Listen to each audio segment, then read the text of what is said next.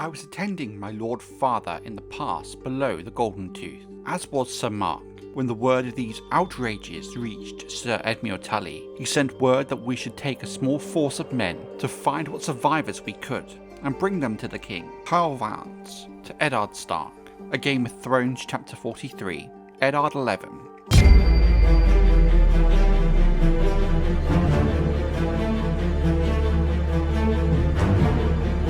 House Vance is a bit of a strange case when it comes to houses of the Riverlands. They are just as ancient as their peers, but there are two main large branches of the house, one from Atranta and one from Wayfarer's Rest. We have no idea which of these two branches is the senior line of the house, despite records of the house dating back centuries. It may even be possible that both are cadet branches of a senior line that has now died out. House Vance of Atranta's coat of arms consists of a quartered banner with a green dragon on white and a white tower on black. They supported the Greens during the Dance of the Dragons, but it's not known whether the green dragon on their sigil indicates this choice, as the arms were created before George R. R. Martin decided they supported the Greens. The Wayfarer's Rest Vance's blazon is similar to the Atranta branch, a quarter banner with a black dragon on white, two golden eyes in a golden ring on black. Again, this is supposedly to indicate their support of the Blacks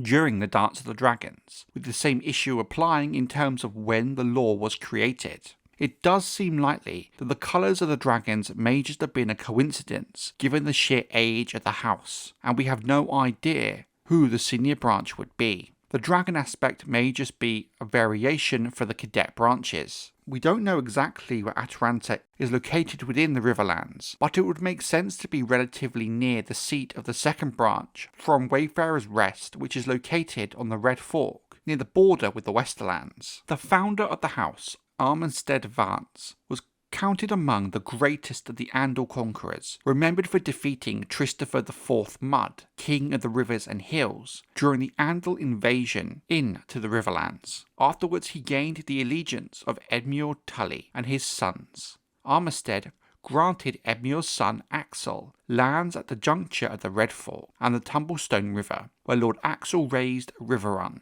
In the troubled years that followed the fall of House Justman and the kings of the Riverlands, the Vances rose among the many petty kings contesting dominion over the rivers. The earliest clear mention of the house's division comes from the Battle of Six Kings, some 400 years before the Targaryen Conquest, when both Lord Vances were slain as the Storm Kings of House Durrandon extended their rule into the Riverlands. Even now, the origin of the two branches of the house remains unclear. The Vances joined the rebellion of the Riverlords against Harrenhal, king of the Isles and Rivers, during Aegon's conquest. In its wake, the Tullys of Riverrun were named as Lord Paramounts of the Trident, despite houses such as either of the branches of House Vance being older and much larger, being able to field bigger armies. Both branches of the Vances would support Prince Aegon Targaryen, Aegon the Uncrowned, against King Maegor the Cruel, but Lord Ronald Vance and Aegon the Uncrowned would be slain in the battle beneath the God's Eye. A Lord Vance of Wayfarer's Rest was present at the Golden Wedding between Queen Regent Alyssa Velaryon and the then hand of the King, Rhaegar Baratheon, where he witnessed King Jaehaerys Targaryen in the early days of the Regency. Not long after, Queen Rhaena Targaryen would visit Wayfarer's Rest, staying for a time with the Vances, while accompanied by her dragon, Dreamfire. By 53 AC, King Jaehaerys himself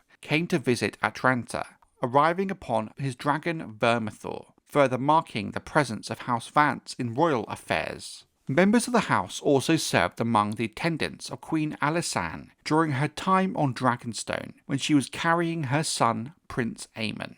House Vance of Atranta supported the Greens of Aegon II during the Dance of the Dragons, while House Vance of Wayfarer's Rest declared for the Blacks of Rhaenyra Targaryen. The Greens in the Riverlands yielded after the taking of Stonehenge early in the war. It's unclear what part the Wayfarer's Rest branch played during the rest of the conflict. We also don't really know what happened to House Vance between the Dance of the Dragons and the start of the main book series, but given what houses we know supported House Tully when they joined Robert's Rebellion, and we hear nothing of them supporting House Targaryen, it's assumed that House Vance sided with the rebels.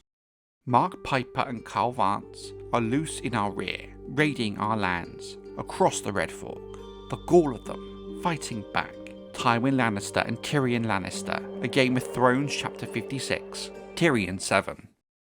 The first we hear of either branch of House Vance during the events of the main book series come during the initial stages of the War of the Five Kings, on the death of Robert Baratheon and the arrest of Lord Eddard Stark in King's Landing. When the Lannisters begin gathering forces at the Golden Tooth, Sir Edmure Tully, the heir to Riverrun, orders Lord Clement Piper and Lord Vance of Wayfarer's Rest to hold the pass. Sir Kyle, Lord Vance's heir, stood with his father there when Sir Gregor Clegane, the Mountain, and his raiders began laying waste to the Riverlands. Kyle was then dispatched alongside Sir Marq Piper and Sir Ryman Darry to carry word of the attacks to the Iron Throne. The defence did not hold. When the Lannisters struck from the Golden Tooth, Lord Vance was slain in the fighting. Kyle succeeded him as Lord of Wayfarer's Rest and took to the field in turn, joining Marq Piper in harrying the Lannister host across the Riverlands. The new Lord Kyle is in the list of nobles King Joffrey Baratheon declares must do him homage or be named traitors to the Iron Throne.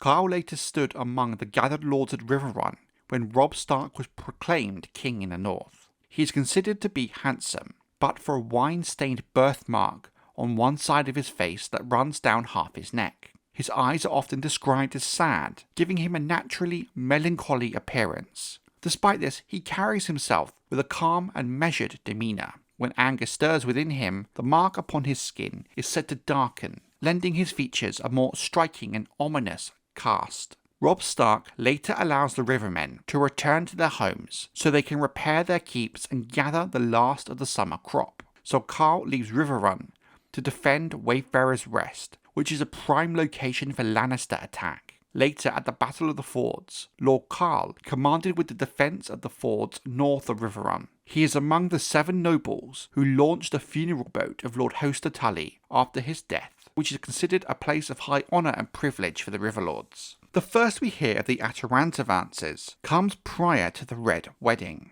At Riverrun, after Catelyn Stark rebukes her brother Edmure for his complaints about his betrothed, Rosalind Frey's looks, she notices he begins to avoid her, instead keeping to the company of younger men. Among those he favours are several of the Atranta Vances, including Sir Ronald, Sir Elry, Sir Hugo, and Karyl Vance, who become frequent companions at his side. The current Lord of House Vance of Atranta is Norbert Vance. It is assumed that his sons are the same Vances who are companions to Edmure. During the events of the Red Wedding itself, Catelyn sees an unspecified member of House Vance be hamstrung by Blackwall Frey and then killed. All of Lord Norbert Vance's sons survive the war, as well as Lord Kyle of the Wayfarer's branch. Whom this Vance could be killed in the Red Wedding is not known at this time.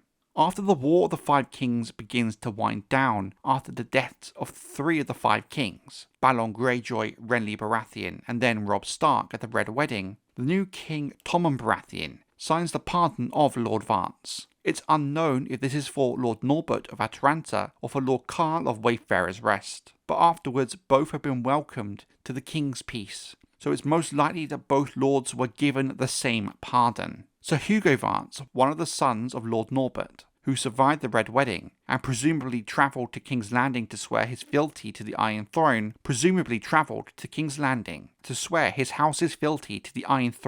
behalf of his father.